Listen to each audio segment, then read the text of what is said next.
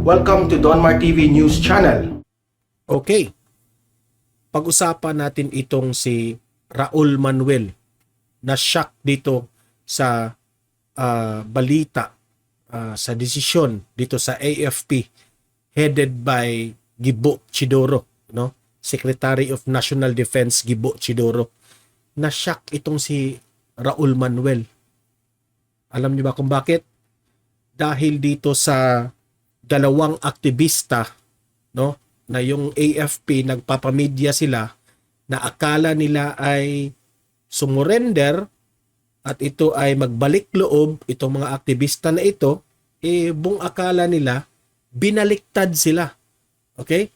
Yan ang ating pag-uusapan ngayon kasi yung AFP, itong sinabi ni Secretary of National Defense Gibo Chidoro, may planong kasuhan itong dalawang aktivista na ito ng perjury. Ano kayo? Nakarma kayo ngayon sa pagbaliktad nyo. Ha? Akala nyo kakampihan kayo ng taong bayan ngayon? Ang taong bayan ay galit na galit sa inyo ngayon. Okay? Yan ang ating pag-usapan ngayon, pero bago ang lahat, help me na i-like at i-share itong Donmar TV at itong video natin para kakalat ito sa taong bayan, okay? Sabay-sabay tayong mag-like and share sa Donmar TV. 1, 2, 3, go!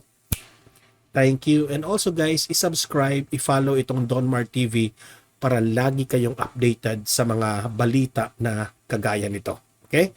So sabay-sabay tayong mag-follow and subscribe sa Donmar TV. 1, 2, 3, go! Thank you. So, ipapakita natin itong balita na ito at magre-react tayo tungkol dito. Okay? Ano ka ngayon, Raul Manuel? Na-shock ka ngayon, no? Nagulat ka na sasampahan na ito ng kaso ng perjury itong dalawang kinakampihan mo. Ito, let's play the video. Kasong perjury ang balak isampa ng Armed Forces of the Philippines laban sa They deserve that. dalawang aktivistang nagsabing dinukot at tinakot umano sila ng militar. Yan ang palabas. Dinukot at tinakot raw sila ng AFP, itong dalawang ito. Nasa frontline ng balitang yan, si Brian Basa.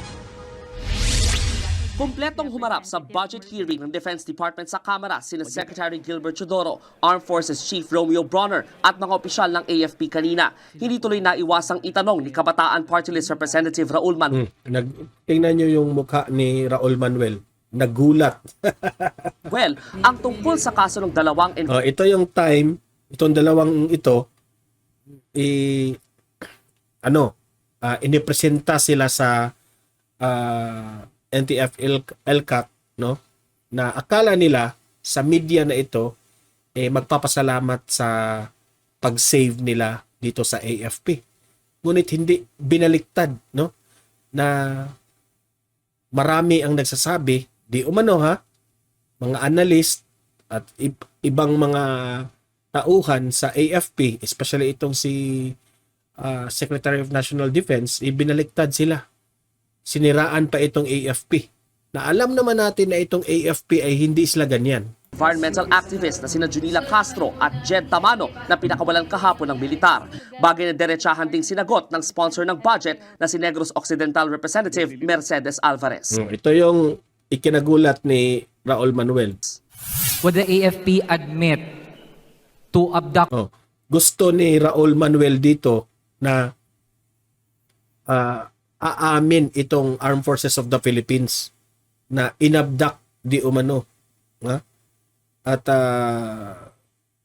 inabduct yung dalawang aktivista na yan. Gusto ni Raul Manuel na baka gusto niyang umamin yung AFP. Pero tingnan nyo kung ano ang reaksyon dito ni Raul Manuel. The two young women, Mr. Speaker. No, Mr. Speaker. And the AFP plans to file perjury cases or charges against the two. Ang AFP nagplano ng mag-file charges against them. Dahil nasisira yung AFP sa ginawa ng dalawa. Ito yung reaksyon ni Raul Manuel. Mr. Speaker, we are so shocked with that kind of response from... Na-shock si Raul Manuel. Kasi turuan nyo kasi ng ano yan. Dapat yung mga ganyang bagay, itong mga tao nyo, dapat tumulong kayo sa mga magulang nyo. Oh, pero anong ginagawa ninyo? Lagi nagsisigaw kayo sa daan. The AFP. Giit naman ni Alvarez, paano raw sasabihin ng mga aktivista na pinilit sila, gayong marami raw testigo nang lumagda sila ng sinupaang salaysay. Yan kasi ang script nila. Pinilit raw sila. Pinilit raw sila. Pero hindi sila nakalusot dito dahil may maraming witness, maraming testigo dito. Yung time na nagpirmahan sila. The PAO lawyers were there. The stepfather of one of the ladies Oh, was imagine that one, pati yung stepfather nandyan sa isa sa mga aktivista. Oh. Ang PAO nandyan. Oh, paano yan na Paano yan na inabdak? Wala akong nakitang o na-experience na balita tungkol sa AFP na may dinukot silang ganyan. Wala. Gusto ng NTF-ELCAC, gusto ng AFP, tumulong sa mga nagbalik loob. were there, and they were even asked if they were coerced into signing by her stepfather, and she denied being coerced, Mr. Speaker. Ayon naman Imagine sa that hepe one. ng Public Attorney's Office na si Attorney Persida Acosta, may sulat kamay na affidavit na ang dalawang aktivista nang datnan ng kanilang abogado. Wala rin daw silang nakitang senyales na Pati itong nasa tabi ng mga babaeng ito, na-shock itong isang sundalong nasa gilid. No? Na-shock siya. Hindi niya akalain na ganun yung isasabi ng dalawa. Ha? Kasi kung alam pa ng AFP na ganun ang gagawin, hindi na nila napapamedya yan. Yung AFP, they are confident na inaharap nila sa media dahil alam nila malinis ang kanilang intention na ipakita sa taong bayan at sa mga kasamahan dito na walang masamang gagawin ng AFP kapag magbalik loob kayo. Di ba? Oh. Pero biglang bumaliktad itong dalawa at nashock itong mga AFP. nindap ng militar ang dalawa. Pagdating doon ng PAO, lawyer na si Attorney Joffer Bagay, nakita na niya meron to. Pero hindi siya nasiyahan dito na may sulat kamay. Kinlose door niya yung dalawa at tinanong niya, ano ba yung gusto niyong sabihin? Yung pa rin na sinabi lang, laman itong kanilang written.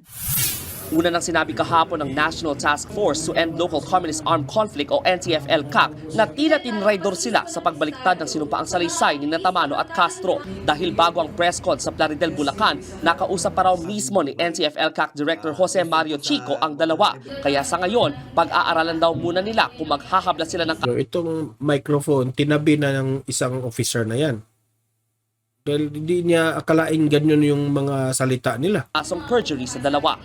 Talaga naman nakita ko po sa kanila, no? Yung sa kwento po nila na talagang gusto nila magbagong buhay. No, ayan ha. Klarong-klaro yan. Dito sa statement ni DIR, Jose Mario Chico, NTF-ELCAC Secretariat, na ganun yung palabas. Gusto nilang magbago. Bakit nabigla na lang sila during that time sa media? Okay? Pinaliktad sila. Para bumaba ba ang moral ng AFP? Yan na ba ang script nila? Ha? Anong kaguluhan ito, Raul Manuel, ha? Based lang po sa mga revelations po nila that they have experienced life in the mountains together with the armed group of the CPP and PNDF. Oh, imagine that one. Para naman sa grupong karapatan, nakasama ni Castro at Tamano kagabi, victim blaming ang ginagawa ng NTF-ELCAC. Saan naman nakakita Hindi victim blaming yan. Hindi victim blaming yan. Tinulungan nga sila. na yung dalawa Oh, ito yung kumampi. who suffered through an abduction, they were blind. Oh.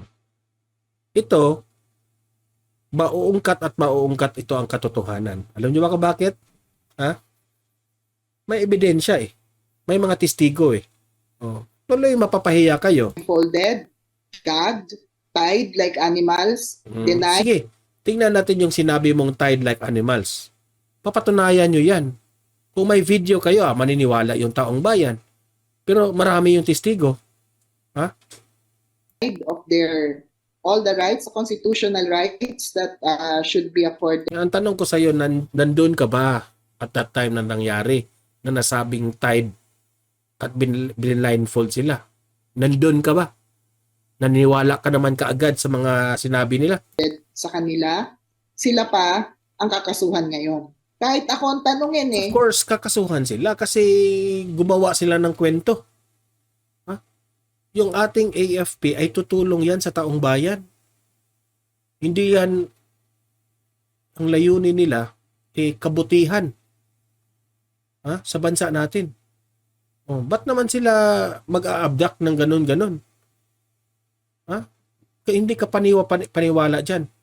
Mas maniniwala ako sa AFP kaysa doon sa mga laging sumisigaw sa daan. Pag nasa sitwasyon akong ganon, no? Kahit pagpatay ni Rizal, aminin mo. Nakatakda namang humarap muli sa media bukas ang NTF-ELCAC. Isisiwalat daw nila ang naging background check ng militar sa dalawa.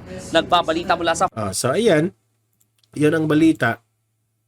Itong dalawa kakasuhan ng perjury.